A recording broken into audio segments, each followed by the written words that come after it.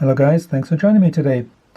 Today I'm going to show you two items in my collection, and these are marching compasses, and they were both used by the German military in World War II. One is a official Wehrmacht compass and the other one is a private purchase one.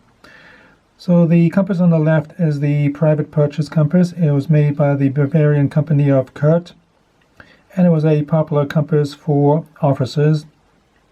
Mainly officers had to buy their own compasses, so that is one of the compasses that they bought in large numbers.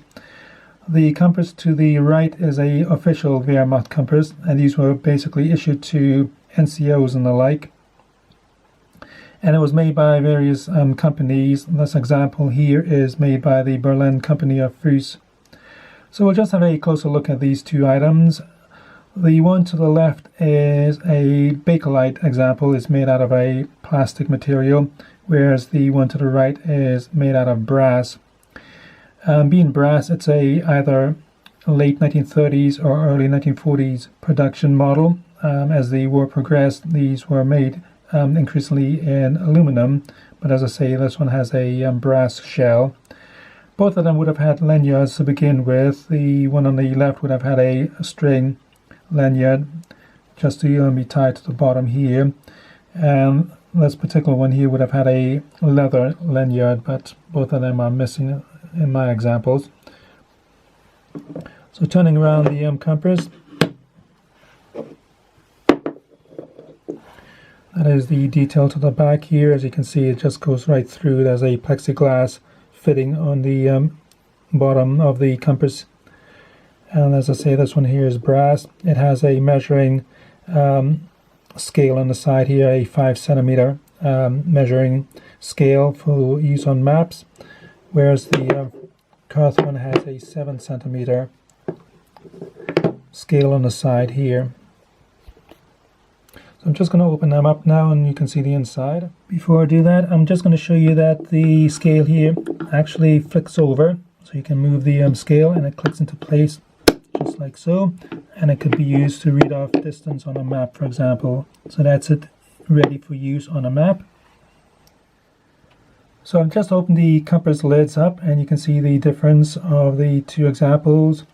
First of all, we'll go over the military one here. It has a radium insert here on the lid to make it easy to see directions in the dark here. There's radium on the actual dials. The civilian one also has radium dots on them. So these are radioactive, so it's important not to inhale any of the dust that may come off over time. But they're perfectly safe to keep stored in a dry environment, so in a display cabinet, no problem. But I wouldn't lick, for example, the radium or anything like that, or inhale the dust. That could be detrimental to your health. Anyhow, it has a nice white pointer on the military model. Has N on the top here.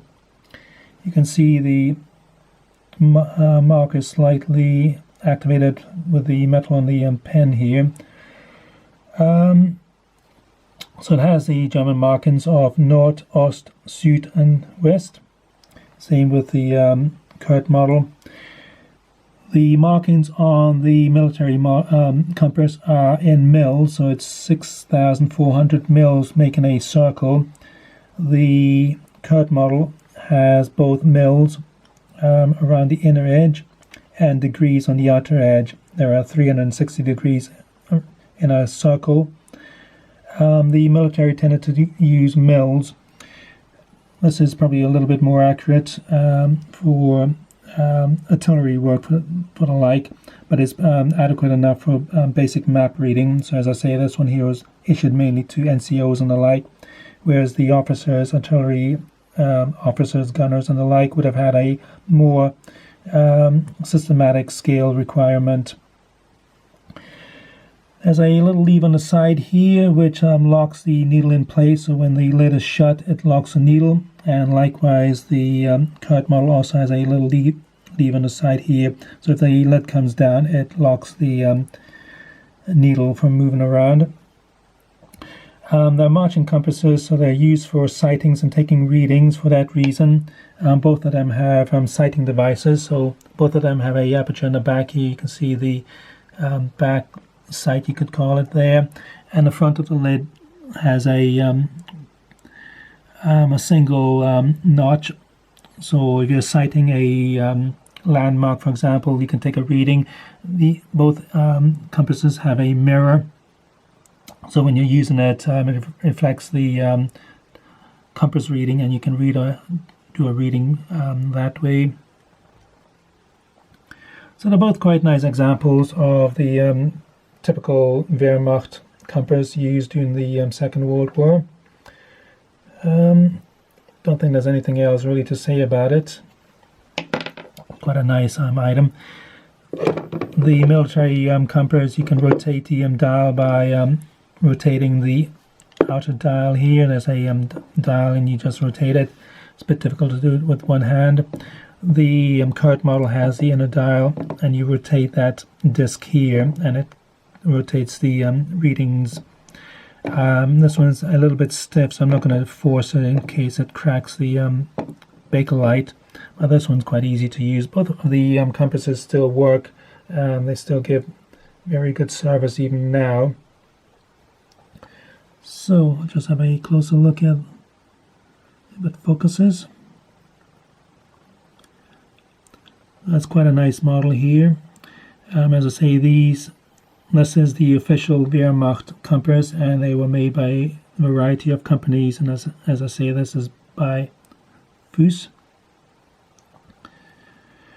This is the Kurt model, and these were produced in two sizes. This is the slightly larger size, and they made a slightly simplified one later on.